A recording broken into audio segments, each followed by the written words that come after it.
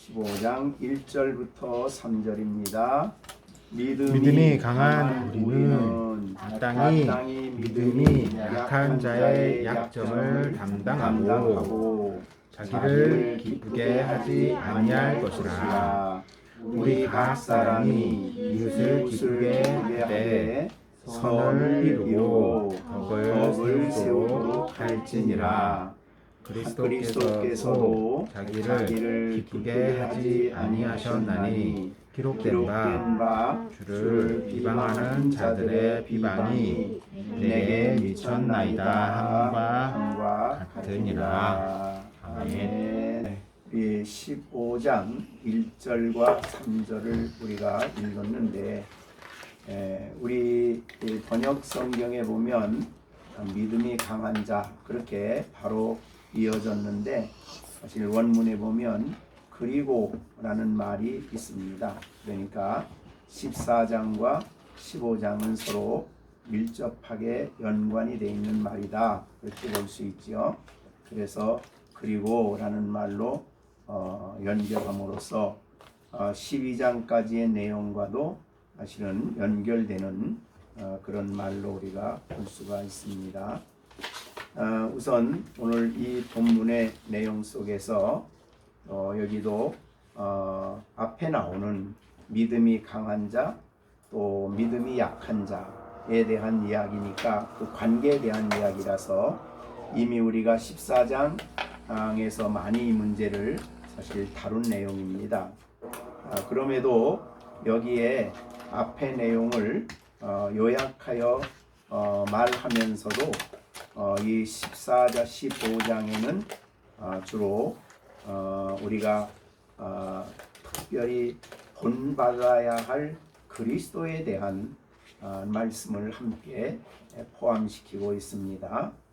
그래서 우리가 3절을 보더라도 그리스도가 나옵니다. 그래서 그리스도께서 이렇게 자기를 기쁘게 하지 아니하셨나니 기록된 바, 그러면서 예수님의 십자가에 대한 이야기를 3절에서 하시고 있습니다.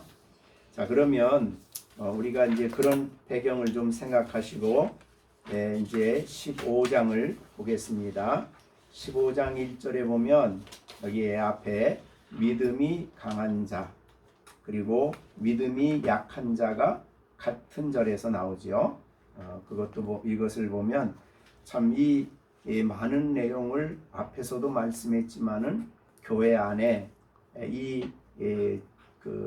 믿음이 강한 자와 약한 자 사이의 화목의 문제는 굉장히 중요한 문제로 그렇게 여겨졌던 것으로 보여집니다. 그래서 바울 사도는 이 문제를 고린도 전서에도 굉장히 말씀 많이 했고, 또 사실 이 로마서를 쓸 때는 바울이 고린도에 있었기 때문에 고린도 교회의 문제를 생각하며 로마에 글을 쓰면서도 이 문제를 다루고 있습니다. 자, 그러면 먼저 믿음이 강한 우리는 마땅히 믿음이 약한 자의 약점을 담당하고, 그런 말이 있습니다. 여기 바울은 믿음이 강한 자라고만 말하지 않고 우리라는 표현을 썼어요. 우리라는 말을 쓴 것을 보면 그거는 자신을 포함시킨 말이죠. 그래서 자신을 포함해서 우리라는 말을 사용했습니다. 그러니까 자신도 믿음이 강한 자로 이야기하고 있는 거죠. 그럼 믿음이 강한 자, 믿음이 약한 자는 이미 우리가 앞에서 얘기를 했죠. 믿음이 강한 자는 하나님의 말씀의 진리를 확고하게 이해하고 안 성도로서 기독교적인 자유를 누리는 사람이죠. 그래서 사실은 우리가 기독교를 믿기 이전에 이 세상에 살 때는 여러 가지 얽매이는 것들이 많았습니다. 미신에도 얽매이고, 또 유대인들은 종교적인 구약적인 관습에 얽매이고, 또 안 믿는 사람들도 이제 교회에 들어왔지만 그들도 정말 그 성경 당시에는 아주 우상들이 많았기 때문에 우상에 얽매이고 그들의 습성과 관습과 여러 가지 일로 참 무거운 짐을 지고 가는 인생이었어요. 그런데 예수 그리스도를 믿고 그리스도 안에 들어온 후로는 엄청난 자유를 갖게 됩니다. 그래서 그 진리를 깨닫고 진리를 아는 만큼 자유를 얻습니다. 그렇죠? 더군다나 이제 관습뿐만 아니고 신앙인들은 죄의 종된 자리에서 자유하고, 그렇죠? 사망의 공포로부터도 자유하고, 그런 정말 그리스도인들이 강력하게 누릴 수 있는 이 풍성한 자유. 로마서 8장 32절에 진리를 알지니 진리가 너희를 자유케 하리라. 이 자유예요. 그러니까 우리가 신앙인들은 진리를 아는 분량만큼 자유합니다. 근심으로부터 자유, 염려로부터 자유. 정말 그리스도인이 누리는 자유는 얼마나 풍성한지 모릅니다. 그래서 진리 안에 이 자유를 누리는 사람을 바울 사도는 믿음이 강한 우리다 이렇게 표현을 했습니다. 그래서 우상의 제물을 먹는데도 자유하고 날짜를 지키는데도 자유합니다. 그 다음에 할례 문제에 있어서도 자유하고, 이런 말이죠. 오늘날 우리의 시대로 보면 모든 우상 섬김, 미신, 귀신을 섬김 이런 데서 나타나게 되는 모든 것으로부터 정말 자유롭습니다. 그런 자유를 누린 사람을 강한 우리다 이렇게 표현했어요. 그럼 여러분들은 어디에 속한가요? 마땅히 믿음이 약한 자. 믿음이 약한 자는 이제 예수 믿고 예수님이 나 위에 죽으시고 부활하신 예수님을 영접함으로 그것을 믿는 믿음은 가졌어요. 그러나 아직도 먹는 문제로부터 자유롭지 못했어요. 우상이 아무것도 아니라는 그런 이해를 아직 못 가졌죠. 그래서 우상의 제물을 먹으려고 그러면 영 마음이 편하지 않아요. 그죠? 그래서 그런 할례도 행한다고 생각을 해야 되고, 또 구약의 부정한 동물을 먹는 문제도 해결이 안 돼요. 그래서 우리가 베드로까지도 그렇게 고넬료의 집에서 요바에서 고넬료 집에 보낸 사람의 문제를 다룰 때도 이미 사도행전 10장에서 그 문제를 다루었습니다. 어떻든 너무나 많이 얽매임 속에 있는 사람이 믿음이 약한 자입니다. 그러니까 우리가 믿지 않던 그러니까 유대인이 아닌 사람도 기독교 안에 들어와서 신앙생활하면서도 살아갈 때 여러 가지 얽매임 속에 있어요. 그래서 교회 다니면서도 점을 쳐야 되고 다니면서도 날짜를 봐야 되고, 결혼을 자녀들 시키면서도 이거를 해야 되고, 사주를 봐야 되고, 그런데 아직도 매여 있는 사람들이 많습니다. 이상하게도 이 굿하고 점치는 데 가면 괜히 두려워요. 아직도 자유롭지 못합니다. 그죠? 그러니까 이런 자유롭지 못한 삶을 살아가는 약한 자들, 그런 자들이 교회 안에 있다는 것이죠. 근데 이 문제에 대해서 이제 앞에 14장에서는 무슨 말했냐면 비판하지 말아라. 그죠? 믿음이 약한 자를 너희가 받아들이되, 교제 속으로 받아들이되, 그가 그 약한 믿음이 너와 다른 의견을 가지고 있다고 하더라도 그 비판하지 말아라. 이게 이제 14장 1절이었죠. 먹는 문제와 관련해서, 날짜 문제와 관련해서 여러 가지로 쭉 얘기를 했습니다. 그래서 약한 자들은 그런 약점을 가지고 있다. 그런데 약한 자의 약점을 비판하거나 판단하지 말고 정죄하지 말고 믿음이 강한 자들이 그 약점을 담당을 해야 된다 그랬습니다. 담당을 해라. 그 부족한 부분을 내가 담당하라. 그런 말이 되겠죠. 우리가 가정에서 정말 어린아이가 태어나면 너무나 약한 점이 많죠. 그거를 부모가 다 담당을 합니다. 그렇듯이 교회에 믿음이 약한 자 들어와서 아직도 기도 생활이 강하지 못합니다. 온전한 기도 생활을 못하고 또 하나님과의 주님과의 교제가 온전하지 못하고 여러 가지 부족한 신앙인으로서 부족한 점이 많아요. 그걸 약점이라고 볼 수 있죠. 그런 약점이 있을 때에 그의 필요를 잘 살펴서 그의 필요한 점을 내가 책임져라. 그죠? 그의 약점을 담당하라. 그런 말이 되겠습니다. 그래서 이제 그 받아주는 데 있어서 이제 믿음이 강한 자가 약한 자를 교제 안으로 받아들임에 있어서 그의 약한 자가 가질 수 있는 모든 약한 점이 있을 때 그거를 내가 담당을 해라. 왜 그러냐고 비판하거나 판단하지 말고 내가 부족한 부분을 채워줘라. 약한 점을 내가 감당해줘라. 왜 기도 못하냐 그러지 말고 왜 그런 환경에서 믿음이 작으냐 그러지 말고 내가 그 기도 못하는 약점을 내가 담당해주고 부족한 점, 믿음이 부족해서 행하지 못하는 부분을 그의 필요한 부분을 내가 감당을 해주는 그런 태도를 가져야 된다는 것이죠. 그게 이제 15절의 첫 번째 권면의 말씀이 되겠습니다. 그러기 위해서는 사실은 믿음이 약한 자를 잘 살피는 일이 필요하지요. 그래야 그가 뭐가 필요한지 진실로 그가 필요한 부분이 뭔지를 알 수가 있죠.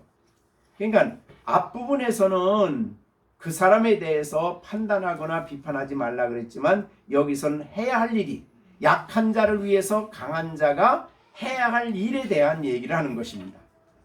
그의 약점을 담당해라. 누구나를 막론하고 약점이 있을 수 있습니다.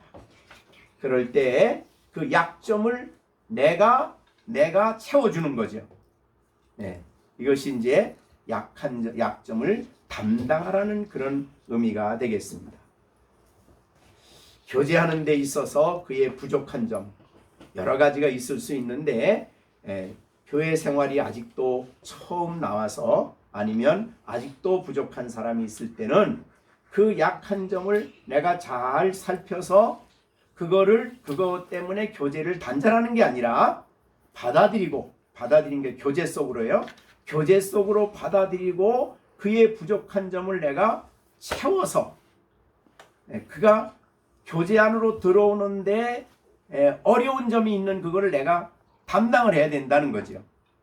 그래서 기도 부족, 아까 말한 대로 기도가 약하다 그러면 기도를 해줘야 되고 경건의 생활을 잘 못한다 그러면 어떻게 하든지 할 수 있도록 내가 옆에서 격려하고 도와줘야 되고 예배 생활에 하나님을 섬김에 있어서 필요한 것들이 여러 가지가 있을 텐데 왜 안 하다 하기 때문에 전혀 다른 환경 속에 왔기 때문에 모든 면을 옆에서 약점을 내가 담당을 하는 일을 해야 된다는 겁니다.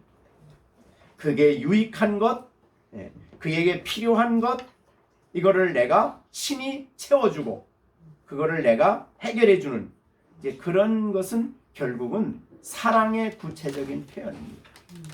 그게 바로 이 아름다운 관계지요.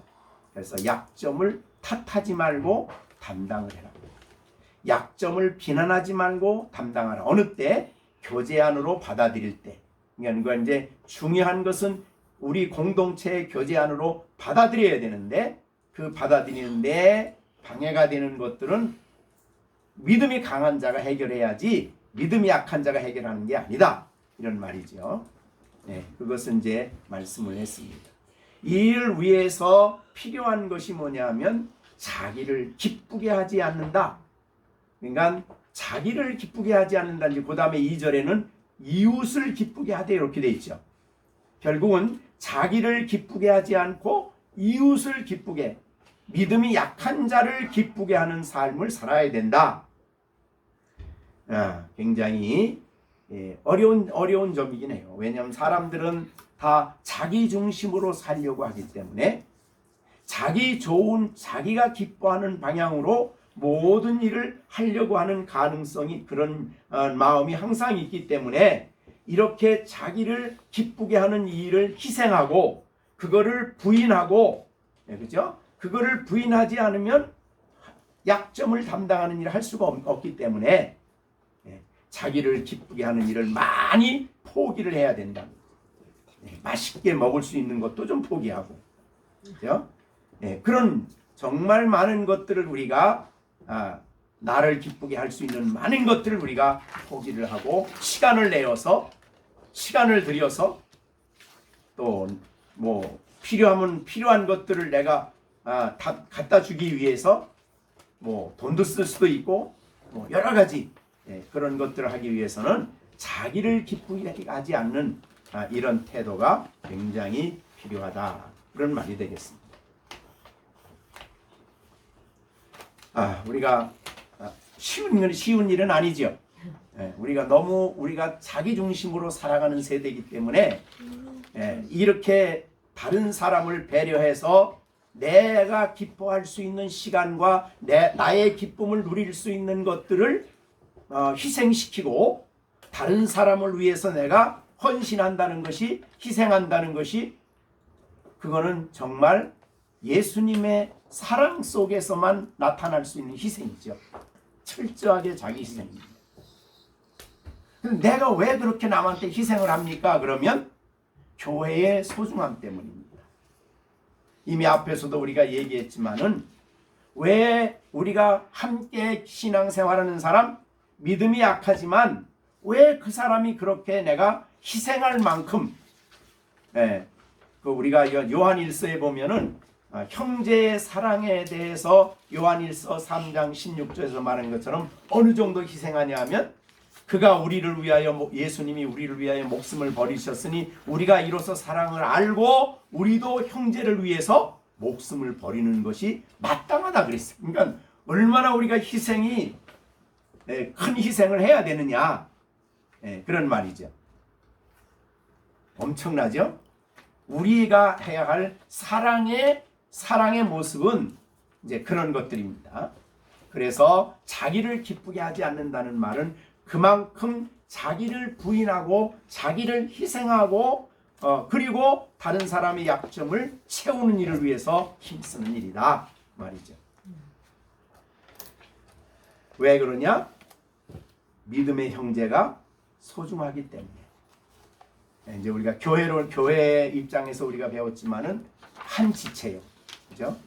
그리스도께서 피로 값주고 산 사람이고 하나님께 귀한 사람, 하나님께 존귀한 존재들이기 때문에 나에게도 귀해요. 그러니까 내가 하나님께 존귀하고 내가 하나님께 보배고 내가 하나님이 사랑의 대상인 것처럼 지금 교회에 들어온 그 사람도 하나님이 사랑하고 하나님이 존귀히 여기고 하나님이 보배가 되는 그런 사람이고 예수님이 자기 핏값으로 산 사람이죠. 그러니까 우리는 세상적인 가치관으로 다른 사람을 보는 게 아니죠. 사도행전 20장 28절에 보면 하나님이 자기 피로 사신 교회라고 했어요. 교회가. 그러니까 얼마나 소중합니까? 그리스도의 몸이다 그랬어요. 그래서 예수님이 우리 마태복음 25장에서 말씀한 대로 너의 형제 중에 지극히 작은 자의 한 것이 곧 내게 한 거다. 그만큼 한 사람이 소중하다는 거죠. 그러니까 세상적인 그런 계산법으로 따지면 안 돼요. 세상적인 생각으로 보면 안 돼요. 왜 저 사람 저럴까? 왜 저럴까? 뭐 이렇게 다른 것으로 보면 안 돼요. 하나님의 시각으로 다른 형제들을 보고 그렇게 보고 그렇게 하나님께 귀하고 내가 귀한 만큼 그도 하나님께 귀하고 그러므로 나는 정말 내가 나를 기쁘게 하는 일을 포기할 만큼 희생할 만큼 다른 사람이 소중한 거예요. 나에게. 하나님께 소중하기 때문에. 자, 우리 열린샘교회 식구들도 서로 그냥 성품이 그러니까 하는 게 아니라, 예, 하나님의 자녀고 피로 값주고 산 사람이고 하나님이 귀하게 여기는 존재이기 때문에 나도 그렇지만 상대방도 그런 거예요. 똑같아요. 그렇게 귀하게 보는 거죠. 너무너무 귀하게 보기 때문에 그렇게 세상 사람들의 삶의 중요한 동기 중에 하나가 자기 기쁨 아닙니까? 자기 행복, 자기 기쁨. 그런데 이런 거를 희생하면서까지도 내가 다른 사람의 약점을 내가 채워줄 만큼 그런 관계 속에 사는 것이 교회라. 굉장히 어렵지요? 어렵습니다. 그러나 이거를 믿음이 약한 자에게 너 그렇게 살아라 그러면 안 된다는 거예요. 믿음이 강한 자가 먼저 그 일을 해야 된다는 거죠. 그래서 오늘 본문에 믿음이 강한 우리는 바울이 자기를 포함시켰어요. 마땅히 믿음이 약한 자의 약점을 담당하고 그 일을 하기 위해서 자기를 기쁘게 하지 아니하는 것이다. 근데 이것이 마땅히 그래야 된다. 마땅한 일이다. 그러니까 이게 당연한 일이라 이 말이죠. 네, 그러니까 우리의 신앙인의 영적 수준이, 신앙인의 삶의 수준이 얼마나 차원이 높은가를 보여주는 거예요, 사실은.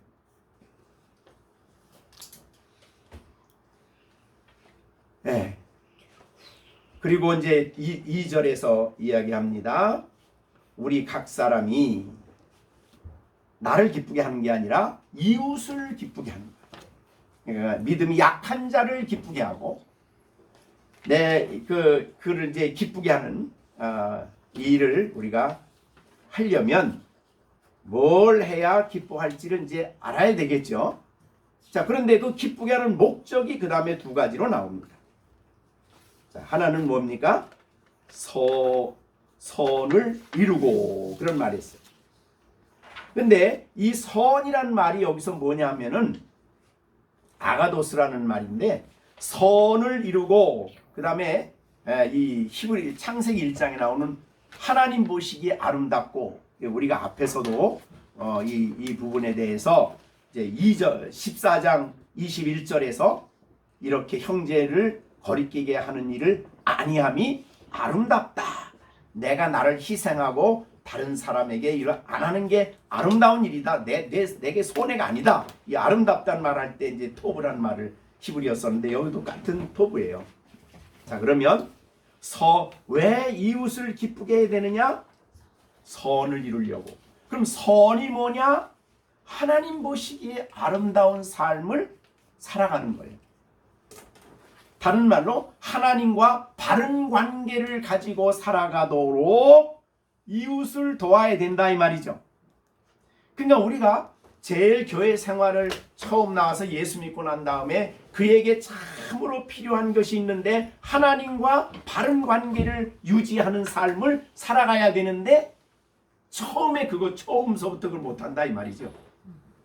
그런 삶을 살아갈 수 있도록 하나님과 올바른 관계, 다른 말로 표현하면 하나님과 교제, 하나님 떼게 하고 나는 하나님의 자녀요, 이 아름답게 하나님과 바른 교제 속에서, 관계 속에서 그분이 주가 되고 나는 그분의 종이 되고 자녀가 되고 아버지가 되고 이 바른 관계를 이루어 가도록 도와야 된다는 거죠.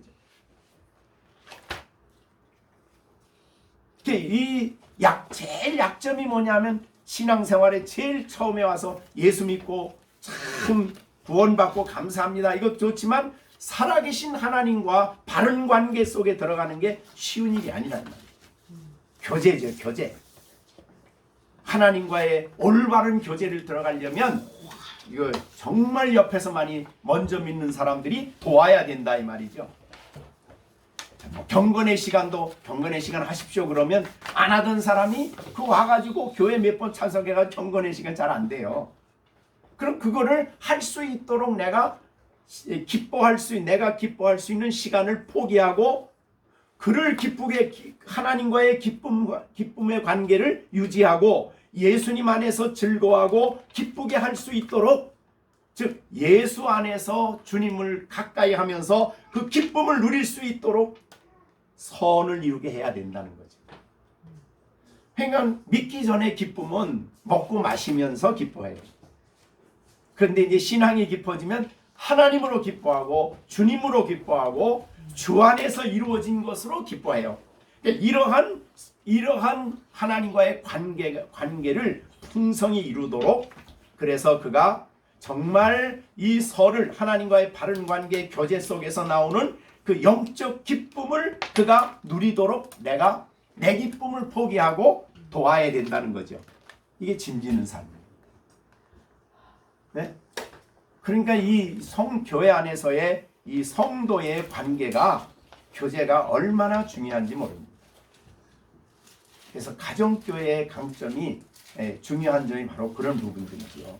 가까이 교제할 수 있다는 거죠. 자, 그래서 우리가 이제 이런 부분을 이제 에베소서 4장에 가보면은 이런 말이 있습니다. 에베소서 4장입니다. 4장 15절, 오직 사랑 안에서 참된 것을 하여 범사에 그리스도에게까지 잘한다. 이게 성화지요. 그는 머리니 곧 그리스도라. 그런데 16절 같이 읽어봅니다. 그에게서 온몸이 각마디를 통하여 도움을 받음으로 연결되고 결합되어 각 지체의 분량대로 역사하여 그 몸을 자라게 하며 사랑 안에서 스스로 세우느니라. 그러니까 몸이 자라야 됩니다. 그러니까 교회 안에서 교회가 자라지 개인이 자라는 게 아니라 이 말이죠. 굉장히 중요한 문제. 우리가 아이들을 키워보면 아이들이 자랄 때에 한쪽만 자라면 안 되죠. 그건 이상한 거예요. 그죠? 온몸이 다 같이 자라야죠.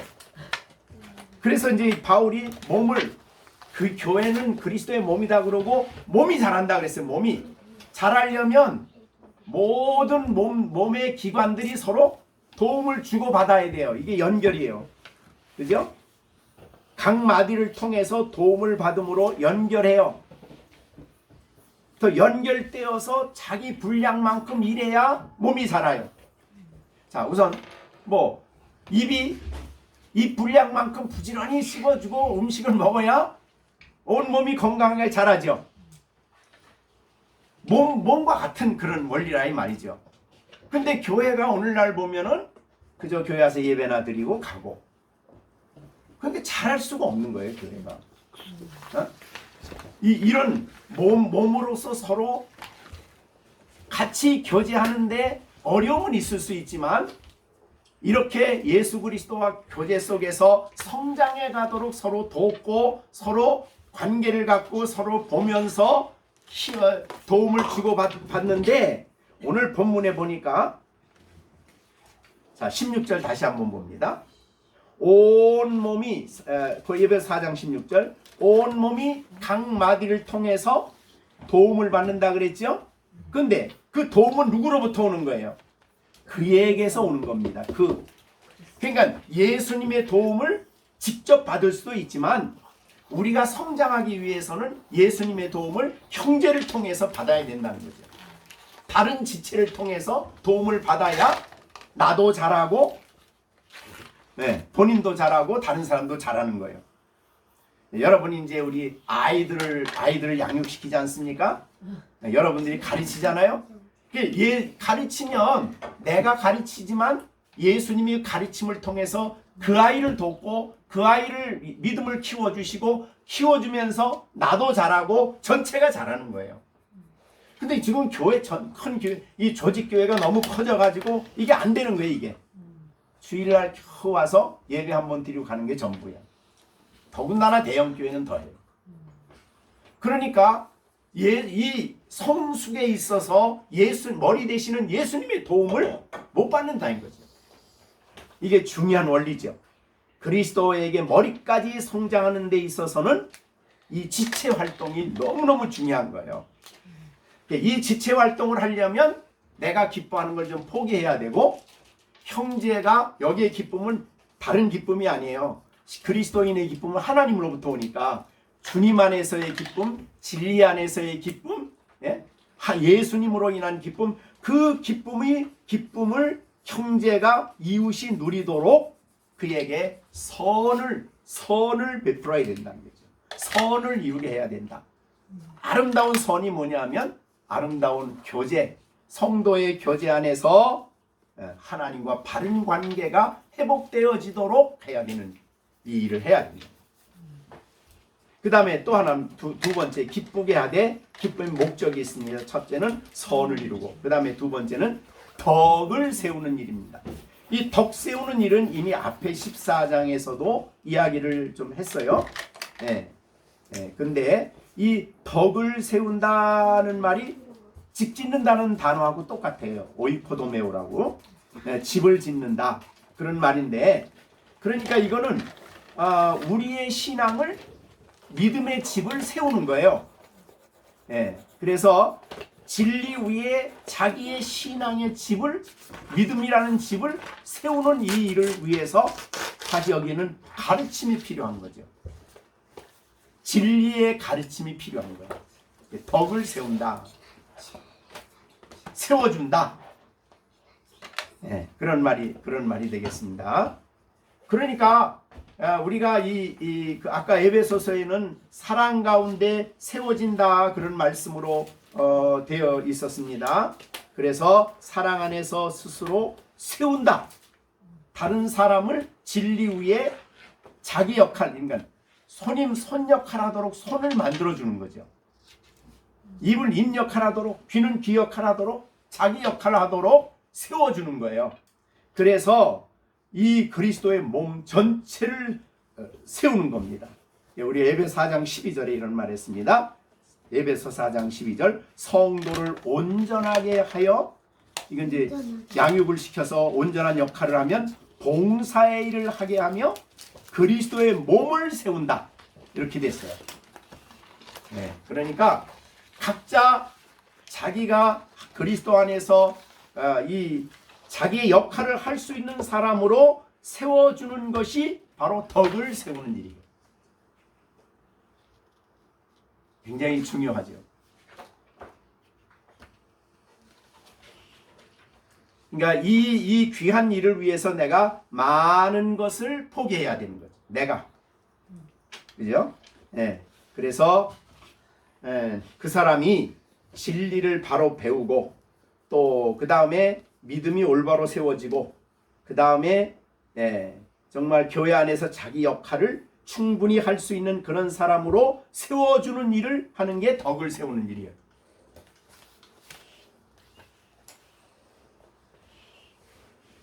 굉장히 중요한 교훈을 하신 겁니다, 사실은. 자, 그러면 이 일은 혼자 하는 게 아니고 옆에서 정말 도와야 된다는 거죠. 먼저 믿음이 강한 자가 이웃을 기쁘게 하되 이웃이 덕을 이루고 선을 세워가면서 그가 참된 성도의 기쁨을 누리도록 내가 그의 약점을 담당해, 부족한 점을 내가 채우고 담당해 줘야 된다. 해야 할 일은 이제 우리가 생각해 봐야죠. 그래서 바울은 가는 곳곳마다 이 말씀을 가지고 그들에게 말씀을 전함으로 그들을 세우는 일에 헌신을 다했습니다. 우리가 교회에 다닌다 그 말은 주일날 예배 한번 드리면은 모든 신앙생활을 다 했다. 그러면 안 되는 거라 이 말이죠. 지금 정말 그러면 안 되는 겁니다. 교회는 근본적으로 그리스도의 몸이기 때문에 몸 안에서 자신의 역할을 하도록 그를 세워주는 일이 자기 역할. 그럼 이제 그런 사람이 자기의 위치에서 또 다른 사람을 또 돕겠죠. 그런 관계가 계속적으로 이루어짐으로써 이 성도들이 처음 온 사람도 이제 진리를 깨달으면서 예수님 안에 기쁨을 누리고, 또 나는 다른 사람을 기쁘게 해주고 그러는 가운데 선을 이루고 덕이 세워지는 이런 사람으로 성숙돼 가도록 헌신해야 된다. 어렵죠? 때로는 욕을 먹을 수도 있어요. 왜 나한테 이렇게 되게 이제 처음 온 사람이 교회 어떻게 이제 어떤 동기에서 처음 나왔어. 근데 주일날만 나오면 되는 줄 알았더니 예배 한번 드리면 알았더니 이런 것 저런 거 막 가리키는데 왜 그렇게 귀찮게 굴어 뭐 이렇게 여러 가지로 불만할 수도 있어요. 그래서 한 사람을 세우는데 너무너무 많이 눈물을 흘릴 수 있어요. 그래야 된다는 거죠. 근데 나중에 그가 이제 신앙이 세워지고 주님을 알고 영적으로 풍성한 충만한 가운데 들어가면 자기를 위해 그렇게 눈물을 흘리며 애써주고 자기 기쁨을 포기하고 나를 위해서 세워준 그 사람이 너무너무 감사하고 감격스러운 거죠. 그래야 된다. 그래서 한 사람을 세우는데 그렇게 그냥 교회 예배 한번 드려서 되는 게 아니라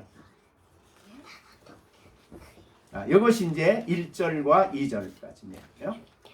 그런데 여기까지 말하지 않고 3절에서 이렇게 얘기합니다. 우리 3절 한번 읽어보겠어요. 15장 3절 시작. 그리스도께서도 자기를 기쁘게 하지 아니하셨나니.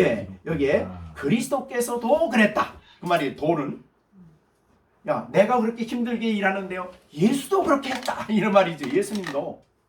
그러니까 우리가 믿음이 강한 자가 다른 사람의 약점을 담당하고 나를 기쁘게 하지 않고 다른 사람이 기쁜 수준에 올라가도록 영적인 수고와 애써서 그를 세워주는 이 일을 할 때에 너무나 힘듭니다. 그랬더니 5절에 3절에서 그런 거예요. 예수님도 우리를 세우기 위해서 자기를 기쁘게 하지 않았다. 그런 말이죠. 그러니까 예수님이 뭐예요? 내 삶에 예수님이 본이 돼야 된다. 모델이죠. 그러니까 여기서 한 말씀은 그겁니다. 내가 왜 그렇게 해야 됩니까? 예수님도 그렇게 했어. 그럼 신앙인들은 어떻게 돼요? 내가 어떻게 살아야 됩니까? 예수님을 본받아야지. 그죠? 예수님이 그렇게 했으니까 나도 그래야지. 이렇게 되는 거죠. 그리스도께서도 자기를 기쁘게 하지 않았어. 그렇죠. 영광 보좌에 계셨던 예수님이십니다. 그죠? 하늘 보좌에 계셨던 예수님이 그 하늘 보좌에 누리는 그 모든 영광을 다 비우시고 이 땅에 자기를 낮추어 오셨어요. 누구 기쁘게 하려고? 우리 기쁘게 하려고요. 하늘의 모든 영광을 다 비우시고 이 땅에 오셔서 기쁨을 이 땅에 와가지고 기쁘려고 자기 즐거우려고 아니에요. 예수님은 이 땅에 자기를 완전히 희생하고 완전히 자기를 내어주기 위해서 이 땅에 오신 거죠. 그래서 그리스도도 자기를 기쁘게 하진 않았어요. 다른 말로 우리를 기쁘게 했다 이 말이죠. 근데 그거로 끝나지 않고 그 다음 보세요. 3절에 그 다음에 뭐라 그러나? 기록된 바. 이 기록된 바는 구약의 예수님에 대해서 이렇게 기록이 됐다 이 말이죠. 주를 비방하는 자들의 비방이 내게 미쳤나이다 함과 같으니라. 이거는 시편 69편 9편인데 9절인데 이 내용은 뭐냐면 예수님의 십자가를 보여준 거예요. 이게 예수님의 비방, 주를 비방하는 자들의 주를 비방하는 데의 비방이 내게 미쳤다. 예수님의 십자가에서 사람들이 비방을 했어요. 십자가에서 내려와라. 못 박힐 때에 내가 너를 구원해라. 그럼 우리가 너 믿겠다. 이런 여러 가지 비방을 하고 비난했던 거 여러분이 아시잖아요. 그러니까 여기에 3절 하반절에 기록된 바 주를 비방하는 비방이 예수님에게 미쳤다는 이 말은 예수님의 십자가를 보여주는 내용이에요. 자, 그러면 이렇게 봅니다. 3절. 예수님도 자기를 기쁘게 하지 않았어. 어느 정도냐? 십자가를 지시기까지. 그럼 십자가가 자기 기쁘게 하기 위해서 십자가 졌어요? 아니죠. 우리를 구원하기 위해 십자가 지셨잖아요. 그죠? 우리에게 생명을 주시기 위해서 십자가 지시고 우리를 속죄하시기 위해서 십자가 주시고 우리를 죄 씻어 하나님과 화목시키기 위해서 우리에게 십자가 지신 거 아니에요. 그러니까 십자가의 그 고통은 말할 수 없는 고통에는 기쁨이 하나도 없어요. 사실 알고 보면 우리를 기쁘게 해서 그 일을 한 거니까. 그래서 3절은 십자가를 얘기하는 거예요. 그죠? 그러니까 우리가 신앙인들이 이 땅에서 교회 생활할 때도 뭐가 본이 돼야 되느냐? 뭘 본받아서 그렇게 신앙생활해야 되느냐? 그 예수님이셔요. 그리고 십자가예요. 그게 이제 3절이 주시는 말씀입니다. 자, 그러니까 바울 사도는 예수님을 본받으라고 말할 때에 십자가를 이야기하면서 예수님을 본받으라고 얘기한 거예요. 자, 그러면 우리가 성경에 보면은 예수님께서도 제자들의 발을 씻겨주시면서 뭐라고 얘기했냐면 요한복음 13장 15절이죠. 내가 너희에게 행한 것 같이 너희도 행하게 하려 하여 본을 보였다. 모델이 본. 이것만큼 강력한 힘은 또 없어요.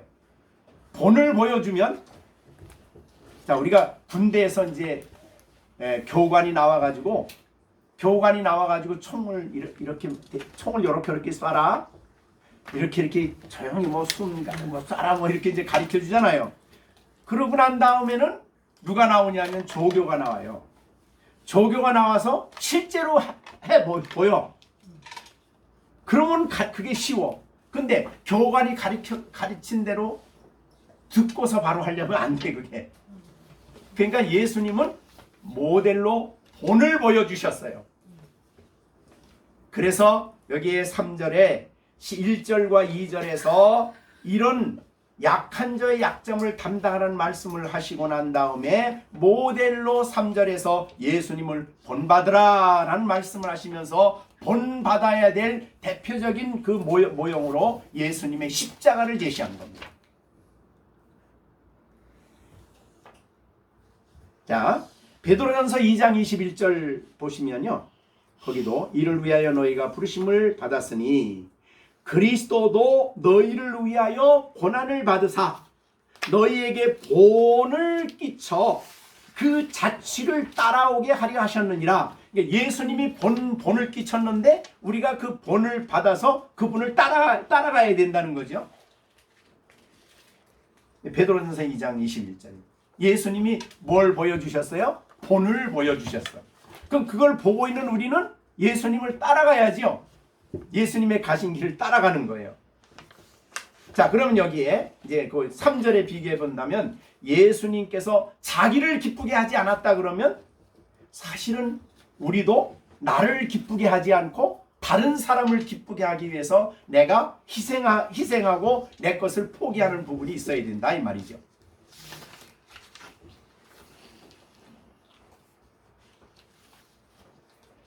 예, 이 세상에 사실은 이 복음, 이 말씀 아니면 교회 생활을 우리가 바르게 할 수가 없는 겁니다.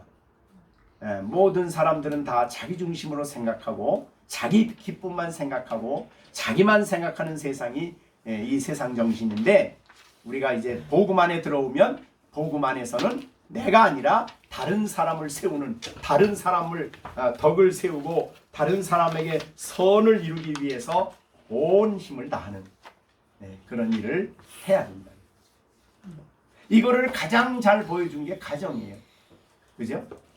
엄마 아빠가 아이들을 위해서 얼마나 희생합니까? 자기 좋은 거 다 포기하고 애들을 위해서 얼마나 그의 약점을 채우기 위해서 내가 얼마나 부모가 애쓰고 희생합니까? 막 그렇지. 시간도 쓰고 막 돈도 쓰고 막 희생하고 막 잠도 못 자고 자기 기쁨은 다 포기하고 아이들 키우는 거예요.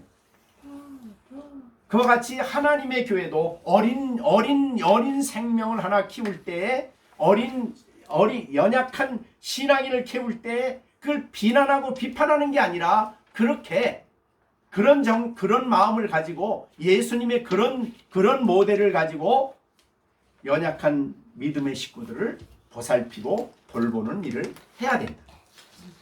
그게 바로 오늘 1절과 3절의 말씀입니다. 그래서 요 마가복음 10장 45절에도 예수님이 이 땅에 오신 이유를 이렇게 설명했어요. 인자가 온 것은 섬김을 받으려 함이 아니요 도리어 섬기려고. 하나님이야 그렇게 돼 있어요. 하나님이 자기를 낮추어서 섬기러 오셨대요. 그리고 자기 목숨을 많은 사람의 대속물로 주려고 이 땅에 오셨어요. 대신 예수님의 왕권은 그래서 권력을 사용하는 왕권이 아닙니다. 그래서 예수님이 예루살렘성에 입성할 때 뭘 타고 들어가셨어요? 왜 나귀 타고 들어가셨어요? 겸손이요. 섬기는 자라 그 말이죠. 섬기는 왕이에요. 근데 우리가 그런 왕국의 백성 아니에요? 이 세상에 하나님 나라 같은 나라는 없습니다. 어느 나라가 그럴까요? 아니요. 우리나라도 대통령 되려고 쫓아다니면서 표 하나 달라고 난리를 쳐도 딱 대통령 되면 완전히 달라지는 겁니다. 네? 그러니까 기본적으로 신앙인들의 삶 속에 세상 나라와 하나님 나라는 전혀 다르다. 네, 그래서 예수님께서 제자들이 누가 크냐라고 서로 싸웠잖아요. 그죠? 하나님 나라에서 누가 크냐? 지금 교회에서 누가 크냐? 장로가 크냐? 집사가 크냐? 누가 커요? 왜 그렇게 장로가 되려고 그래요? 그 교회는 그런 데가 아니거든요. 그래서 사도들이 이제 예수님이 십자가를 향해 올라갈 때에 사도들이 만나가지고 한 일이 뭐냐면 2번씩이나 누가 크냐? 베드로가 클까? 야고보가 클까? 요한이 클까? 누가 더 예수님이 사랑했을까? 누가 더 하나님 나라가 오면 누가 예수님 왕 대신 예수님 옆에 앉아서 누가 우의정이 되고 영의정이 되고 좌의정이 될까? 이것 가지고 다투고 있었어요. 그때 예수님이 제자들을 불러서 너희들 이 하나님 나라는 바로 세상 나라와 달라. 세상의 권력자와 전혀 다르다. 근데 지금도 교회에서 지금 그 모양이라 이 말이지. 그 모양을 대표적으로 보여준 게 캐톨릭이에요. 아니 성경에 교황이 어디 있어요? 교황이. 주기경이 어디 있고 교황이. 다 섬기는 직분이거든요. 교회는. 예수님이 그렇게 사셨으니까. 그죠? 그래서 오늘날도 교회 안에서 이런 섬김이 다른 사람을 세워줌이 다른 사람을 위해서 나를 희생함이 다른 사람을 기쁘게 한다는 말은 주님을 기쁘게 할 수 있는 수준에까지 올라가도록 그들의 영적인 신앙을 키워주기 위해서 우리가 뭐가 필요한지를 깨닫고 잘 살펴야 된다는 거죠. 그게 바로 교회 신앙생활이다.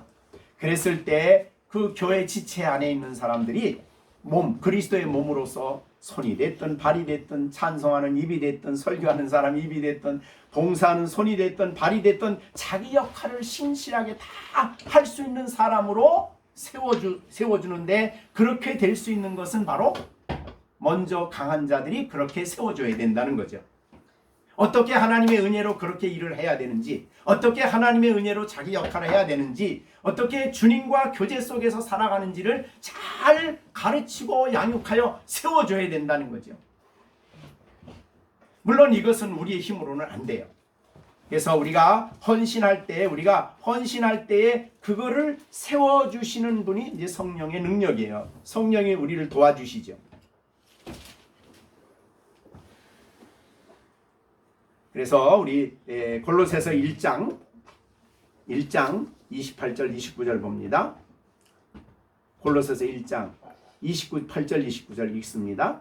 우리가 그를 예수님 전파하는 거예요. 전파하여 그 다음에 권하고 모든 지혜로 각 사람을 가르침은 각 사람을 그리스도 안에서 완전한 자로 세우려 하는 이렇게 완전한 자로 자기 그리스도 안에서 예수님 안에서 완전하게 예수님과 교제하며 예수님 안에서 그 역할을 감당하도록 그리스도의 몸 안에서 자기 역할을 감당하도록 세우는 일까지 해야 된다는 거죠.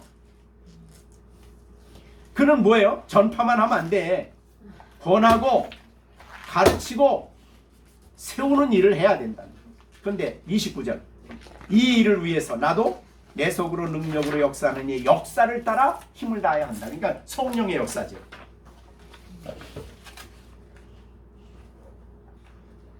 그래서 사실은 교회의 비전은, 그래서 늘 저는 이제 그렇게 얘기를 했어요. 교회의 비전은 한 사람을 바로 세우는 일이다. 그렇게 얘기를 했는데 뭐 교인들은 한 사람 바로 세우는 게 아니라 우리 교회에 몇 명이냐가 문제예요. 헌금이 얼마나 들어오냐가 문제예요. 그게 아니라 이 말이죠. 한 사람 한 사람이 그리스도 안에 견고하게 서서 자기 역할을, 큰 교회라는 그리스도의 몸에서 자기 역할을 할 수 있는, 은혜로 할 수 있고, 그 다음에 경건생활 할 수 있고, 성화생활 할 수 있고, 죄를 이기며 이 온전한 그리스도인으로 세우는 이 일을 위해서 헌신해요. 우리 아이들 다 키우면은 학교만 다 가면 끝이에요. 결혼해야 되잖아. 그죠? 그래서 애 낳고 걔가 또 애를 또 키워야 되잖아요. 그러니까 우리가 한 성도를 양육해서 하면, 그 세워지면 그가 다른 사람을 또 세우고, 그 세운 사람이 또 세우고, 이 일을 우리가 계속 할 수 있는 그런 교회가 살아있는 교회예요. 겉으로 대형 교회가 그게 살아있는 교회가 아니에요. 자, 마지막으로 우리 디모데 후서 한번 보고 정리하겠습니다. 2장입니다. 디모데후서 2장.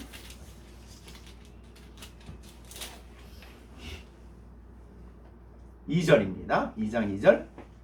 여기에 2장 2절. 내가 많은 증인 앞에서, 내가는 디모데입니다. 여기 2절. 내가 많은 증인 앞에서 내게 들었다. 내게는 바울이에요. 내게 들은 바를 충성된 사람들에게 부탁하라. 그러니까 그 말씀을 부탁하라는 거예요. 그럼 그들이 또 다른 사람을, 여기까지가 세우는 일이에요. 다른 사람을 가르칠 수 있을 때까지 세워야 돼. 네? 뭐 진리를 알고, 복음을 알고, 그 기쁨을 알고, 그래서 이걸 이제 복음의 4대라고 그러죠. 4대. 바울, 그 다음에 1대, 2대는 디모데, 3대는 충성된 사람, 4대는 다른 사람. 이렇게. 그래서 4대가 이제 키워지는 거예요. 자, 우리가 늘 말하지만은 이 성경이 쓰여졌을 때는 교회 건물이 있었어요, 없었어요? 없었습니다. 지금 같은 웅장한 예배당이 없었어요. 또 그 다음에 웅장한 찬양대가 있었나요? 없었어요. 그게 사도행전에 나오는 교회 원본이에요. 그리고 서신서에 나오는 원본이에요. 그러니까 우리는 이 교회의 참모습을 우리가 성경을 통해서 우리가 다시 한번 깨닫습니다. 우리 모두가 이제 정말 여러분들 믿음이 그래도 강한, 진리를 깨닫고 복음 안에서, 진리 안에서 자유를 누리는 사람들이니까 더 이제 애들을 잘 키우고, 또 하나님이 어떤 사람을 보내줄지 모르지만 또 이 교회에 한 가정이 또 온다 그러면 최선을 다해서 우리가 그렇게 키움으로써 내가 크고 이 교회 역할이, 이게 교회의 모습입니다. 이것을 여러분들이 잘 감당하는 아름다운 성도의 삶을 살게 되기를 간절히 바랍니다.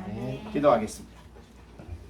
우리 다 같이 주신 말씀 생각하시면서, 하나님, 나도 이 땅에 사는 동안에 하나님이여 믿음을 강한 자로 세워주시고 믿음이 약한 자들을 세우는 일에, 또 우리 자녀들을, 믿음이 약한 자녀들을 올바로 세우는 일에 우리가 바르게 사명 감당할 수 있도록 은혜를 베풀어 주시되, 예수님을 사랑하고 예수님을 묵상하고 예수님을 깨닫고 예수님을 본받아 이 일을 감당할 수 있게 달라고, 그리고 정말 그래서 우리 가정교회가 건강한, 정말 아름다운 가정교회 참모습이 회복될 수 있는 귀한 교회가 될 수 있게 달라고 합심해서 잠시 기도하겠습니다. 은혜로우신 아버지 하나님, 오늘도 저희들에게 귀한 말씀 주셨습니다. 하나님의 교회는 어떤 것인가를 우리에게 보여주셨습니다. 아버지 하나님이여, 진정으로 우리 열린생 가정교회 모든 식구들이 아버지 강한 믿음이 강한 사람들이 되게 하여 주시고, 믿음이 약한 아이들을 아버지 하나님 올바로 양육하여 저들을 세워나가기에 부족함이 없도록 도와주시되, 아버지 선을 이루고 덕을 세우는 이 귀한 사명을 위해서 기도하며 힘쓰며 애쓰는 귀한 우리 모든 식구들이 되게 하여 주시고, 또한 아버지 하나님 우리 가정교회 모든 식구들 누가 오든 정말 저들을 바로 세울 수 있는 아름다운 교회 모습이 회복되어지는 귀한 역사가 있게 하여 주시옵소서. 주여, 그래서 이 땅에 정말로 헛된 이름만 교인인 교인이 아니라 이름만 그리스도인인 교인이고 살았다는 이름은 가졌으나 실상은 죽은 자라고 말한 그런 교인이 아니라 진정으로 참된 성도로서 아름답게 아버지 사명을 감당해 나아가는 귀한 역사가 교회 가운데 있게 하여 주시옵소서.